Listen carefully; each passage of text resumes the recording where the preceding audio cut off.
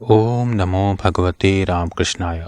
सार्थक परिपूर्ण जीवन के लिए महत्वपूर्ण सीख स्वामी जगदात्मानंद जी महाराज जी की महान पुस्तक जीने की कला से अध्याय 2 प्रेम की अद्भुत शक्ति। रचनात्मक आत्मालोचन हमारे आत्म विकास में सहायक है। इस विषय में इस पर चर्चा की गई है।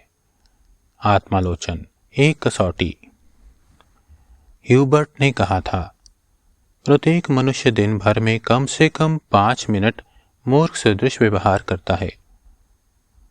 हम चाहे जितने भी बुद्धिमान हो, चाहे जितने भी भाग्यवान हो, हम निष्कलंक या बेदाग नहीं हैं। निश्चय ही हम पूर्ण नहीं हैं। हम अद्वितीय प्रतिभा संपन्न व्यक्ति हो सकते हैं, हमारे पास लंबा अनुभव हो सकता है, फिर भी हम गलती कर सकते हैं। हम अपनी ही गलती के प्रति अनभिज्ञ हो सकते हैं, अथवा उसे जानकर भी हम उसकी उपेक्षा कर सकते हैं। अथवा यदि हमने अपने चरित्र बल के फलस्वरूप कष्ट उठाया हो और उसकी परवाह ना की हो, तो इस कारण लोग हमारी आलोचना कर सकते हैं। परंतु आलोचना यदि सत्य और रचनात्मक हो, तो हमें उससे मुंह क्यों चुराना चाहिए।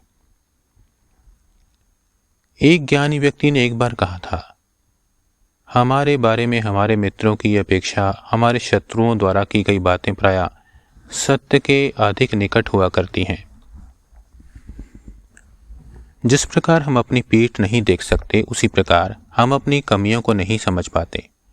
कभी कभी सत्य व रचनात्मक आलोचना भी हमें अनुचित, कटु तथा मिथ्या प्रतीत होती है, और इस प्रकार हम खुद को धोखा देते हैं। अतः जब तक तुम पूर्णतया निश्चिंत और आश्वस्त नहीं हो कि कोई आलोचना निराधार है, तब तक उसकी उपेक्षा करना बुद्धिमानी नहीं है। लगभग सभी प्रकार की आलोचनाओं से बचने का एक ही उपाय है, स्वयं ही अपने कठोरतम आलोचक बन जाओ। याद रखो, आलोचना को प्रत्यालोचना से शांत नहीं किया जा सकता। आलोचक को अपना मित्र समझकर प्रेम और आत्मविश्वास के साथ उस पर विश्वास करो। यदि आलोचक को यह पता चल जाता है कि तुम उसे सम्मान की दृष्टि से देखते हो, तो उसकी आलोचना की धार मंद पड़ जाती है। क्या केवल स्तुति और प्रशंसा की आशा करना उचित है? एक लेखक ने एक बार कहा था, लोग 5 मिनट में ही 10 वर्षों के कठिन परिश्रम में लिखी हुई पुस्तक के पन्ने पलटकर कह बैठते हैं, आपकी पुस्तक अच्छी है। मैं ऐसी प्रशंसा से ऊब चुका हूं। कुछ लोग तुम्हारे प्रति आदर भाव के कारण तुम्हारे कुछ ऐसे गुणों का बखान कर सकते हैं जो वस्तुतः तुम में नहीं है। कुछ लोग तुम्हारे सामने चापलूसी करके पीठ पीछे कहते हैं, देखो मैंने तो बड़ाई के 2 शब्द ही कहे और वह अहंकार से कैसे फूल गया। कुछ अन्य लोग अपना काम निकालने के लिए तुम्हारी प्रशंसा के पुल बांध देते हैं। तुम्हारा ठीक मूल्यांकन करने तथा अपना स्पष्ट मत बताने वाले लोग अत्यंत विरले हैं। यदि तुम इस बात को समझ लो, तो चापलूसी से प्रभावित नहीं होगे। एक बार एक आगंतुक ने स्वामी राम तीर्थ से कहा, लोग आपको पसंद नहीं करते। स्वामी राम तीर्थ ने उत्तर दिया, सेब अच्छा लगने पर लोग उसे खा जाते हैं, बेर अच्छा लगने पर वे उसे भी खा जाते हैं, मांस अच्छा लगने पर वे उसे भी खा जाते हैं। अच्छा है वे मुझे पसंद नहीं करते, अन्यथा वे मुझे भी खा जाते।